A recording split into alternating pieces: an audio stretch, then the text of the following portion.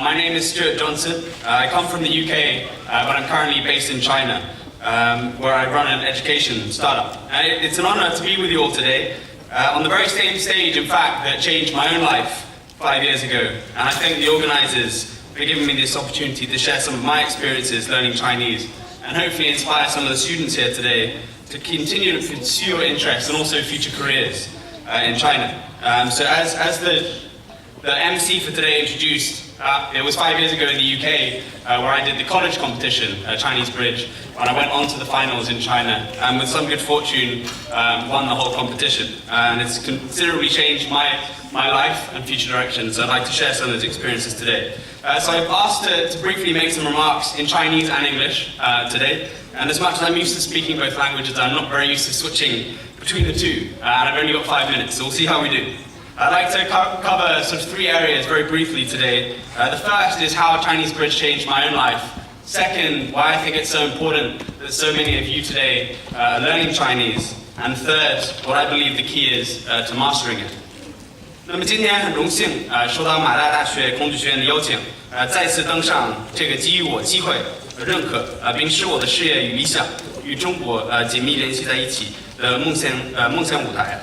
那阔别汉语桥现在已经5年了。5年前的我，作为一名对中国和中文感兴趣的大学生，和在座的每一位选手一样，期待着通过层层的选拔和竞赛，在汉语桥中取得一个好的成绩。5年过去了，回头看5年中的自己，在中国的创业经历和事业的发展，我意识到5年前汉语桥的经历，包括汉语桥的冠军，对我来说只是一个新的起点。最让我心怀感恩的是，不是那座冠军奖杯，而是汉语桥不只是一个比赛，而是一个资源平台和大家庭。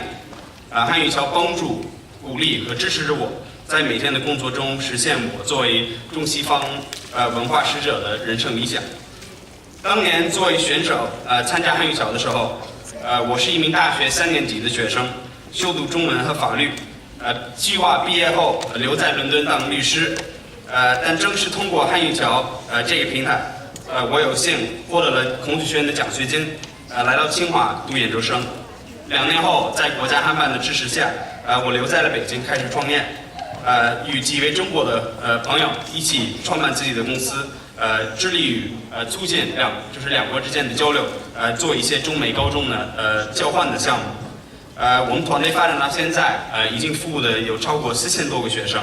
那作为这个平台的创始人，我每天的工作都充满机遇和挑战，但却享受着通过每一项工作给中西方青年带来的价值。So when I was sitting in your seats about 5 years ago today, I was in the 3rd year of a university program studying law and Chinese, and I was resigned to my rather miserable fate as a lawyer in London. Apologies to any lawyers in the room. However, in winning Chinese Bridge that year, I was given a special scholarship to go on to Tsinghua University, China's top university, to do a master's degree with 100 aspiring young entrepreneurs from China. And it was there that I met my current business partners, who, with the ongoing support of the Confucius Institutes and Hanban, I co-founded an education organization where every day I'm actually embodying the mission of this competition to try and promote understanding between our two cultures. So we design exchange programs between Chinese and US high schools and middle schools. And in just 3.5 years since this competition, we've actually already served over 4,000 students. So I can genuinely say that every day in my work, I'm promoting the same kind of values that I believe has brought everyone together today. So I know I wouldn't be where I am today without Chinese Bridge. So I'm so glad to see so many of you about to embark on the same journey today. Also very many young students. Okay. And I want to tell you before we get started, because I know the competition's about to begin, and I know you guys are most concerned about how am I going to do today? Am I going to win the awards? But I want to say that the most important thing is that you're here today, and that you're on this platform, and you can use this to engage with China and also other students from other schools, and if you get through to the next rounds, other countries as well. So I believe that Chinese Bridge will give you context for your studies moving forward, for learning Chinese, and hopefully navigate a successful path for you in China. 那我还记得驻英大使刘晓明在我的比赛那一年讲过，语言是文化最重要的载体，我相信在座的每位学生和家长，对这句话都会有所感触。那么长期以来，英语一直被认为是全球的第一语言。英语是很多国家的官方语言，也是很多国际交流的官方语言。英语可以说是已经促进了很多国家的政治、经济、文化等各方面的交流与沟通。但是英语无法作为全世界多元文化的载体。如果你仅靠英文到中国来，要深入了解中国的社会，就永远存在局限性，甚至可能造成误解。在这方面要想做得好，对于我们外国人来说，掌握中文是一个非常重要的渠道，也可以说是真正了解中国的唯一渠道。学习和实践则是这个渠道所必须的两个方面。那各位朋友今天参加比赛，这个汉语桥比赛，恰恰把这两个方面完美的结合在一起，就像给你们所有的学生提供了一对翅膀，让你们有机会飞到新的高度。So I still remember back in my year, the ambassador to the UK, Liu Xiaoming, said to all of us that day that language is the most important vehicle for culture. And at the time, I spent a lot of time thinking about this concept. Because if you think about it, as long as we can remember, English has been the language of the world. English is the national language of many countries. It's the working language of many international organizations and dialogue. But there is no way that English can be an effective vehicle for the diverse cultures that make up today's international community. If you come to China with just English at your disposal, you will never understand the country and its fine history and culture. In fact, there's a good chance you'll actually misunderstand it entirely and give rise to conflict in the future. So it is this misunderstandings that I see every day actually obstructing effective dialogue and building relationships with China.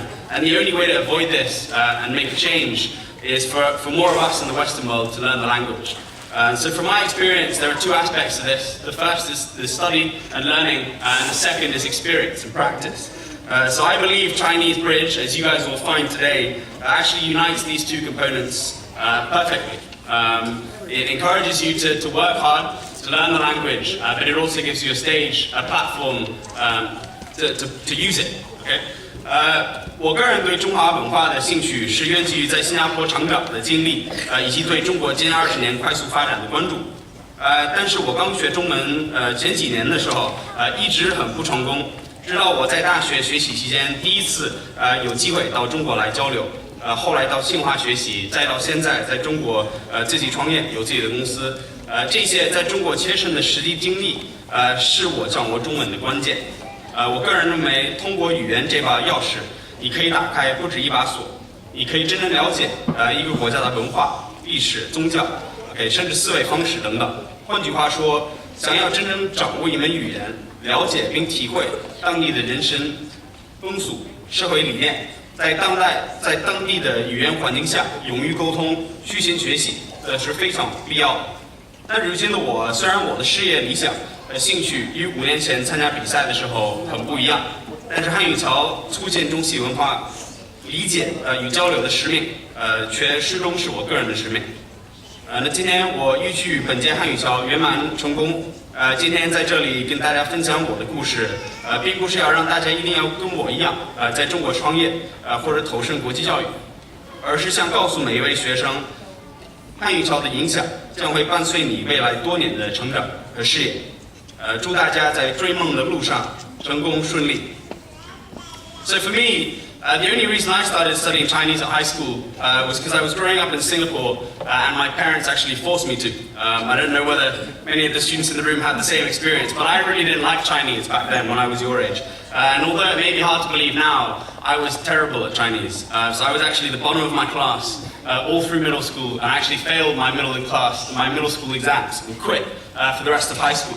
So it wasn't until university when I came to China for the first time on an exchange that I actually started to make some progress. And then with Chinese Bridge Graduate School to now setting up my own company in China and having over 20 employees that I speak to every day in Chinese. It was these immersive experiences in China that enabled me to master the language. So for students today, you'll find that Chinese really is just a new key on your keychain. And you'll never find out how many doors this key can open unless you actually leave the classroom, leave your country, and start using it. So for me, Chinese Bridge was actually my first opportunity. And as a result, taking that opportunity, my life has changed in ways that I could never have imagined when I was sitting where you are today. So with that, I welcome you all to join me on this bridge to pursue your own futures in China, and I wish you all the best of luck today. Thank you very much.